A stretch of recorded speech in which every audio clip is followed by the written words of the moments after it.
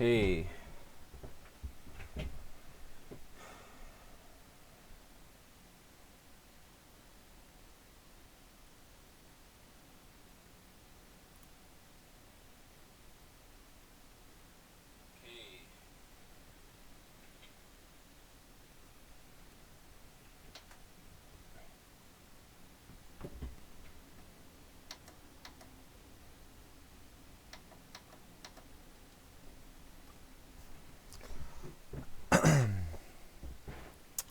Hey guys, sorry about that. I had a few minor glitches, i.e. I'm an idiot and I plugged my microphone into my headphone out jack, basically. But apart from that, I think it should be okay now. So let's get started. So I haven't bought any tech this week. I bought a tripod for my camera for panning and things like that. I haven't tried it out yet. Looks okay. It was just like an Amazon Basics thing, but it's pretty cool. It's in the house at the moment. I don't have it out here. And apart from that, like I say, I haven't bought any tech at all. It's been pretty techless, one might say. But there has been a few interesting stories. Like I said last week, I found CES a wee bit of a letdown, to be honest. There wasn't very much there that I was that interested in, but in the build up to it, that doesn't surprise me. We all knew Intel were going to drop Kaby Lake, and we all knew that we probably weren't going to get that much information about Ryzen or Vega, things like that. There is one interesting thing though that's come out of it, and this is probably the chip that I'm most interested in at the moment in terms of Kaby Lake, and it's this i3-7350K. Now it's really unusual. Well, I can't think of an instance before when an i3 has had a K variant, so it's been unlocked for overclocking. So there's a few videos out there at the moment. This is just off WCCF Tech's website. They're actually just cribbing a Hardware Unboxed article where they get the chip and they test it and they see how far they can overclock it. Because if you can buy an i3 that's unlocked, even though most games are looking for 4 threads rather than 4 cores, this i3 is dual core but multi-threaded, so essentially it gives you 4 threads. So that's all games look for. When they say they need 4 cores, they just look for 4 threads. They don't know whether they're physical or logical, and they don't really care. But there's always been a little bit of a debate out there as to whether a kind of dual core multi-threaded chip is as good as a pure quad core for gaming. So this is actually very, very interesting. I find it very interesting anyway. So like I say, that this is just the article on WCCF Tech. I'll link it in the video description this week because I didn't do it last week. I forgot. It's all kind of a bit new to me. But anyway, it's a pretty basic kind of article. I mean, it's $180 for this chip, but it is unlocked. And let's cut to the chase. So let's just get all the way down here to where the performance starts.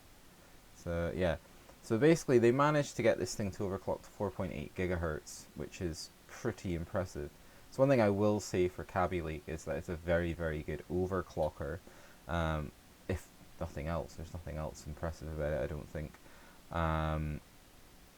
So they did the usual kind of testing. So this Cinebench R15, and we can see the i3 here. 4.8 gigahertz is scoring 517 points, and that's multi-threaded, which makes sense.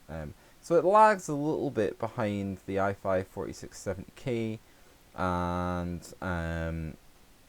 the i5 6600K. It's maybe like 100 points behind, but it's not bad when you look at where other i3s are. Like this i3 6100 is, sort of almost a third behind the score. So the fact that this thing can overclock is definitely pushing it up there with the quad cores.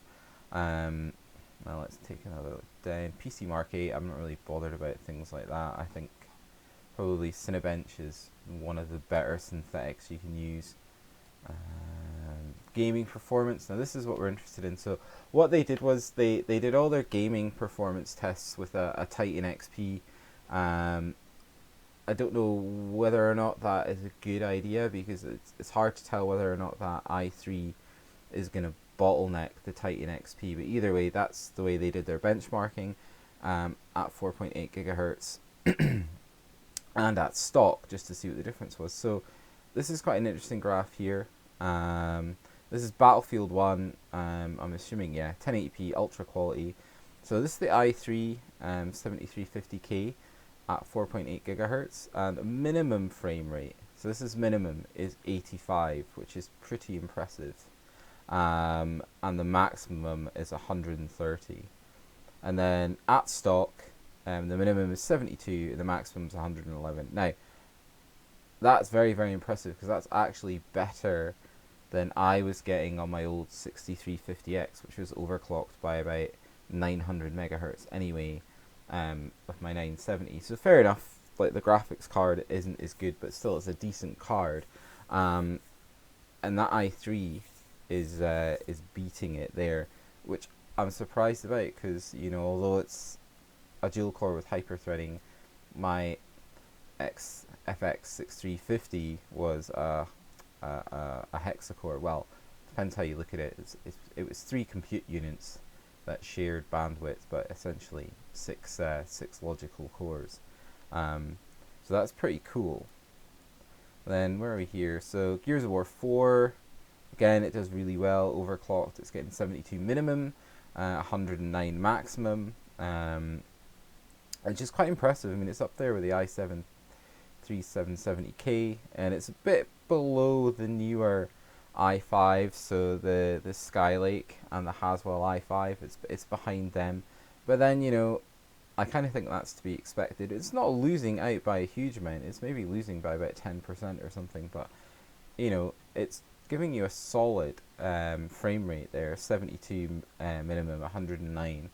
And it's kind of a similar story as you go through these games that they benchmarked. Now, it's pretty cool. It's very, very interesting. It did alright in Ashes of Singularity. I'll let you read through this in your own time, guys. Power consumption is quite impressive. So at overclocked, at idle, it uses 51 watts, and at max, it uses 147. I'm assuming this is total power consumption from the wall and not the CPU socket, although it might be the CPU socket. What's this one? Power consumption, Prime 95. Yeah, okay. So that's kind of the end of that article. So it's quite an interesting article. I just kind of rambled through it really quickly, guys. Sorry, I kind of have to turn my head to look at my other monitor. I'm getting a monitor arm, so it'll be easier for me to see. I'll put it above this one in front of me. So on the face of it, the i3 looks like a really, really good chip. I think it's a bit expensive at 180 bucks. I would probably spend the extra money on the locked i5, I would have thought. Because if you do a bit more reading into this, like people like Paul's Hardware did a really, really good video about this. And what he found was that in most games, yes, you do get a boost and it's very, very good. And things like Adobe or Premiere Pro, and I'll come on to that in a minute, that's a different story. But then you get to games like GTA 5 and City Skyline that are incredibly CPU bound, and it takes an absolute hammering from the true quad-core chips. Even from the locked chips, it's losing out to them. So couple that with the relatively high cost of that unlocked i3 at $180, and then looking at if you want to get into video editing or any form of kind of multi-threaded workload, and you know, in the Premiere Pro benchmarks numbers I've seen, it just completely falls over. You know, Premiere Pro isn't the kind of most optimized. It isn't the most optimized program for multi-threaded CPUs, but given that, if you are going to want to get into that, I would again go for that i5. And I think the i5 is not a great choice if you're going to be rendering videos, especially if you're going to be working in higher resolutions than 1080p. So I think it's an interesting idea from Intel, having an unlocked i3. I don't particularly know where they're going to go with it. Time will tell. I think maybe the Skylake, the Kaby Lake variant this time will be the only time we see an unlocked i3, depending on how well it's received. But like I say, if I was buying a system at the moment, I would spend the extra money on the locked i5, and then if I was going to do that, I would probably just say screw it, I'll spend the extra kind of 20-30 bucks on the K-SKU chip, or even just wait for Zen and see what Zen comes with around the corner. This is a problem Intel have at the moment, is that AMD actually have a product that, on the face of it, looks like it's going to be quite good. All the benchmarks so far, even with the caveat that they've all been on a higher end chip, an 8-core 16-thread chip, look pretty comparable to look very comparable to Intel. So I don't know, it's up to you guys. Leave a comment and let me know. Leave something in the chat if you agree with me, if you don't agree with me. But either way, however you're going to kind of come down on this, I think this i3 is an interesting little chip. And again, that leads nicely on to the next story. So this is a story about AMD Ryzen releasing quad-core chips that are going to be locked. So basically an i5 kind of copycat, if you will. So apparently, according to WCCF Tech anyway, these quad-core CPUs are already being sampled, and they're obviously kind of looking to take on the i3, i5. Don't know where we're going to see these. I mean, WCCF Tech are going on about affordable, fully unlocked 45-watt Ryzen quad cores for the masses. So although they're locked in terms of they don't have hyper-threading, they're still a true quad core, they're actually unlocked in terms of multiplier, I would assume. It must be multiplier. So you can overclock these.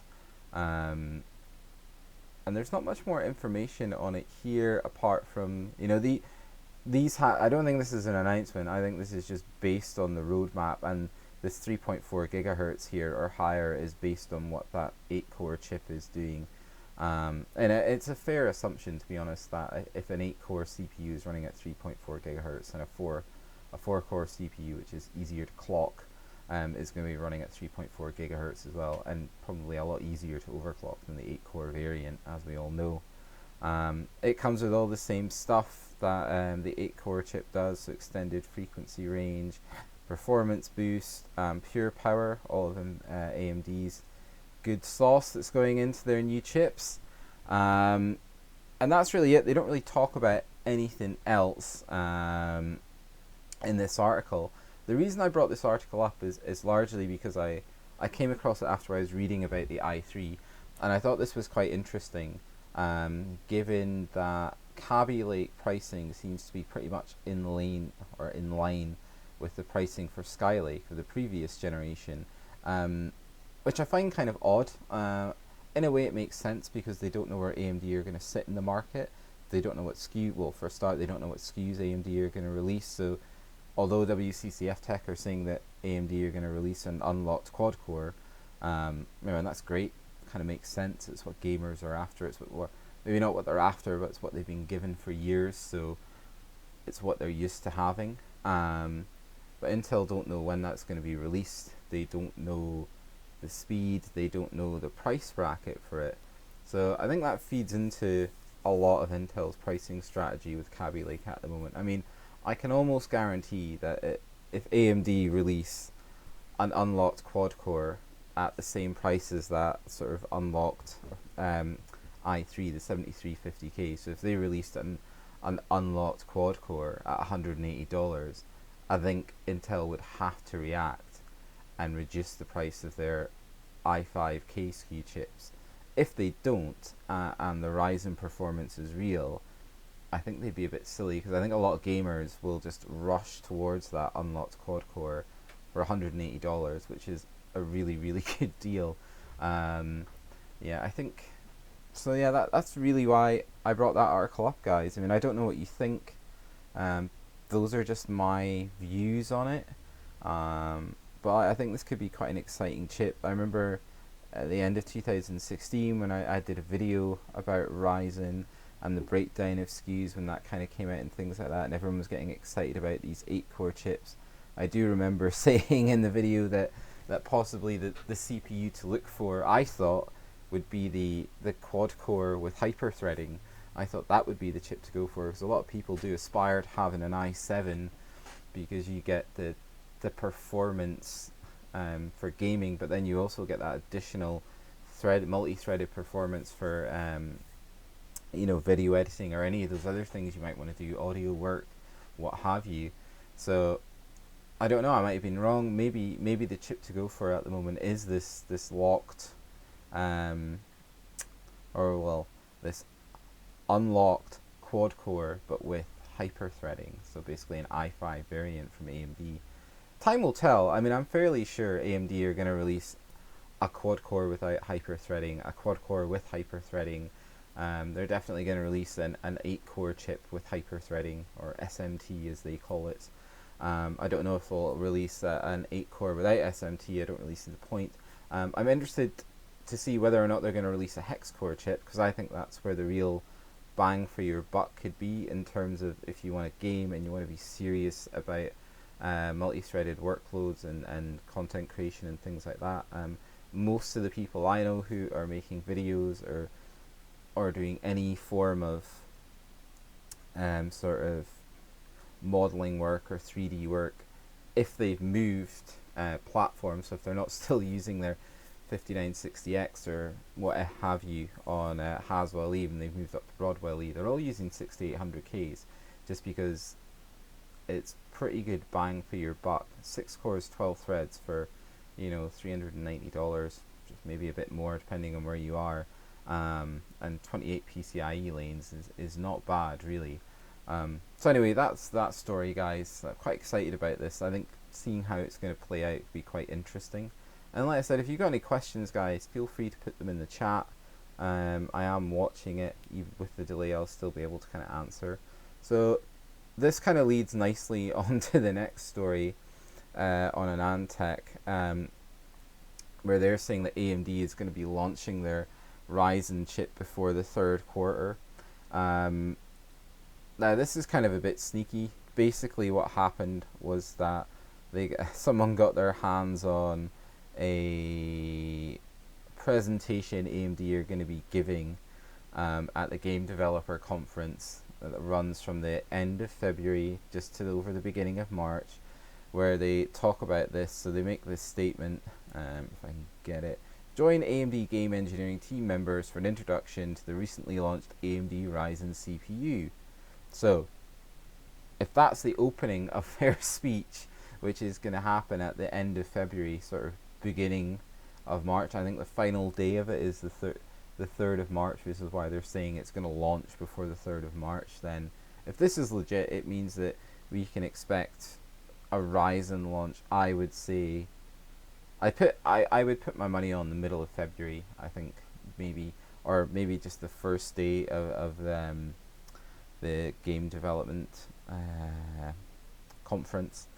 But I think maybe middle of February would be a reasonable time. They said Q1.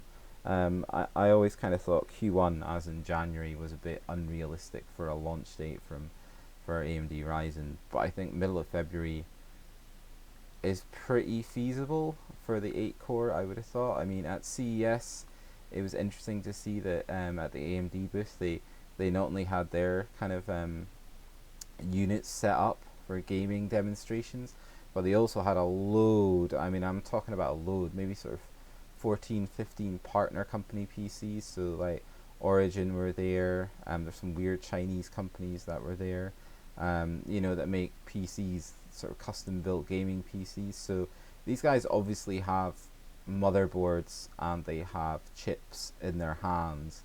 If they've got this stuff at CES showing it off. I don't know if any of it was running, but it was certainly there. The cases were there, they were turned on. A lot of them have clear side panels, you can see the hardware inside. So I think we're pretty much on the brink of Ryzen being launched. I think possibly what AMD are doing is they're moving product around to different outlets. I hope so anyway. I'd be really excited about that. As soon as it's launched in the UK, I'm buying an X370 motherboard and an 8-core CPU. Definitely, I want that kind of top tier experience from AMD. I'm just excited about it. I don't really want to wait any longer. I don't think they should be making us wait any longer unless something terrible happens. The same really goes for Vega at the moment. Vega's been a bit vague, pardon the pun. Especially at CES, there wasn't a huge amount of stuff released about it, and I think AMD need to get something to market soon. Regardless what everyone says, of course, as soon as AMD release a Vega card, Nvidia are going to release the 1080 Ti. I mean, there's no way that's not going to happen. That always happens. Happened when AMD released the 290X. Nvidia released the 980 Ti, and just it was that bit faster. But that's not the point. The point is, I think AMD as a company need to pay back that goodwill that a lot of AMD users are still giving them, basically. I mean, I'm amazed. I was looking at the Steam the Steam survey results the other day, and I think there's still something like 20% of users are using AMD CPUs. I mean, some of those are probably in laptops. It's fair enough, but a fair amount of those must be desktop PCs as well. So, I mean, the fact that people are still buying it when it's clearly and using it when it's clearly the clearly the kind of the worst product to be using if you're a gamer is pretty impressive. I mean, it might also just be to do with the fact that you don't have any money, but I mean, there's also a bit of brand loyalty there. So I'm hoping, it's my rant over, I'm hoping AMD are going to release Vega Q1 2017, and I really hope this article is legit and that Zen or Ryzen is going to be released sort of mid to end February. I don't know if that's in Europe or if that would just be a US launch, a North American launch. I'm not sure. But talking about the 980 Ti, that takes us handily on to this article, which is on WCCF Tech and was lifted from this article here, the Tech Buyer's Guru, where basically it was let slip that the GeForce GTX 1080 Ti will be landing around PAX East. So this kind of came out in a conversation with an add-in board member company. I mean, you can read through the other article on Tech Buyer Guru. Basically, there was a conversation had between somebody and an add-in board partner for NVIDIA, and they basically let slip that yes, the 1080 Ti is real. They have been making it. It is getting ready to launch. It will be here by PAX East, which means it's going to be around here sort of mid-March. So it would be quite a good thing for AMD, I think, to get Ryzen launched before this. Although Ryzen's a CPU and the 1080 Ti is a GPU, I think people are probably going to be more excited if they launched at the same time. I think the fact that the 1080 Ti launched would probably, for some reason, I think it would get more media attention. Just purely for no other reason, just to see A, where does it sit in costs, what kind of, and B, what kind of memory it's using, and C, what is the performance like compared to the Titan XP. And that's what people are always interested in, because this card is really just a Titan XP with some clusters turned off on the GPU die. Although in my eyes, I don't think it's very exciting. I think it'll come out and it'll be X%, 10% faster than a 1080 or 15% faster than the 1080, and however many percent slower than the Titan, and it's going to sit. It's probably going to replace the 1080, I would have thought, in terms of price, and the 1080 will fall a little bit. But I do think that if AMD were to wait and release around the same time as the 1080 Ti was released, I think they would suffer from media share being lost to the NVIDIA news story, rather than them getting the story that they deserve. I mean, they've managed the media really well up until now. All of last year, they kind of drip-fed, and there weren't that many legitimate leaks that came out, apart from the ones I think that AMD probably wanted to come out, just to keep that news story kind of trickling alive and keeping people's interest peaked. So that's really it, guys, for the news. Like I say, there's a few other things that I read this week, but there was nothing that I thought was super exciting. It's kind of always like this after CES until the season gets going and product launches actually start happening. So that's it. There's not much else to say, guys. So if you've got any questions, I've been talking for like nearly half an hour now. So it's a bit difficult to talk for half an hour without any questions. But if there aren't any questions, you know, I'm probably going to wrap up the live stream in about 4 or 5 minutes, but I'll hang around for questions. So if there's anything that you guys want to ask, just fire away. And I'm going to have a little drink of coffee just now, so I'm getting a bit hoarse.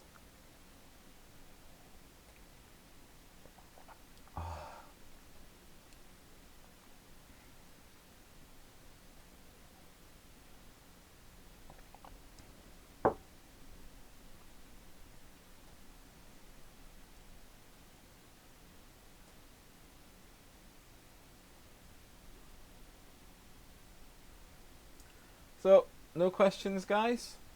Really? Nothing? Ah, okay. Well, I'll just fill you in on a few things. So, I suppose what happened last week, I got my Arctic Freezer Liquid 360 installed after a royal pain in the ass. Yeah, because I was running SLI and I had a really massive air cooler, I had to actually remove both my graphics cards to get my air cooler off before I could even start installing the Arctic cooler. As you might have noticed in the video, there was no footage of me installing it because it went from what I thought should have been like maybe a 15-minute job to maybe an hour by the time I got the cards out and everything. But there is a video coming on how to install the block. I mean, it's really, really easy, and how installing the block's simple. I probably won't do a video on the radiator because the radiator just sits up, but I'll show you how all that connects as well. And next week, what we're going to do is we are going to be doing some benchmarking with this cooler. I'm going to be showing you the temps that I've got, and also the new overclock I have, which I'm quite surprised at, actually. I don't want to say too much, but I am going to tell you that this thing has allowed me to push my chip a lot further and at a lot lower voltage than a lot of other people have had to do. So from what I understand from reading on the internet anyway, I'll tell you one thing, it didn't it didn't like 4.7. I tried 4.7 gigahertz just for a laugh, and I got very excited because it actually booted to the Windows loading screen, and then when I typed in my password, it just froze, it just died.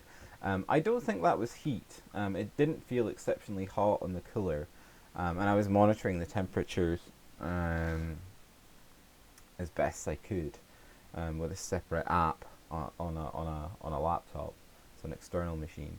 So I don't think it was the temperatures that made it throttle. I think 4.7 is just beyond the silicon on that CPU I've got. But I definitely have improved my overclock, so I'm running faster than 4.2 gigahertz now, and at what I would consider much better temperatures and a much better voltage for the long-term life of that CPU.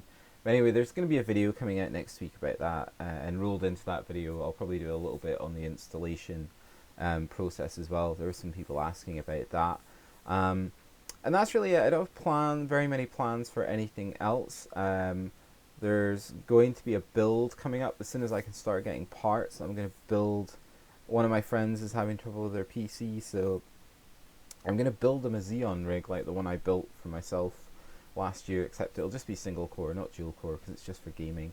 Because they're convinced you can't do this, so I've kind of been given the challenge of building this PC for as little as possible. So that's going to be happening. So I've been looking for parts for that, but it's the same old story with these X58 chips.